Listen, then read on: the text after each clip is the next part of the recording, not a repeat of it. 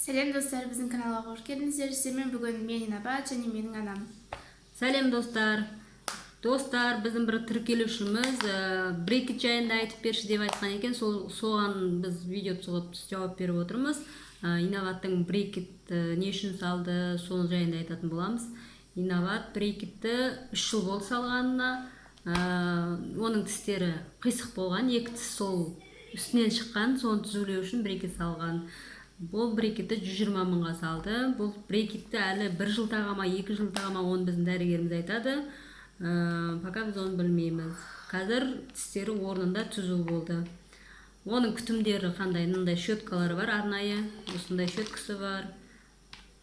Осындай екі щеткасы бар. Осындай айнасы бар. Сосын құм сағат. Және осындай щеткасы бар. Кішкентай. Сосын жібі бар. Осындай щеткалармен жуады. Тағамдарға келетін болсақ, ол қатты тағамдары жемейді, жұмсақ тағамдар жейді, өте қатты тағам болмайды. Айна барып тексеріліп тұрады.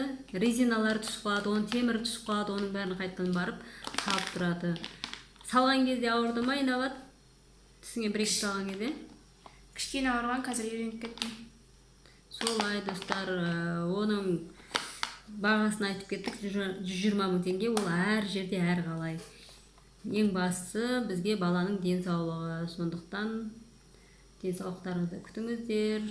Кімде қандай тістеріңіз қисық болса жөндеңіздер. Осы кезден бастап 13-12 жаста сол кезде брекет салу керек, өздері жасын айтатын болады, қай кезде салу керек екенін. Сол енді Инабат бұл брекетті 1 жыл, 2 жыл мүмкін тағуы мүмкін. Ең басты тісі түзу болса болған.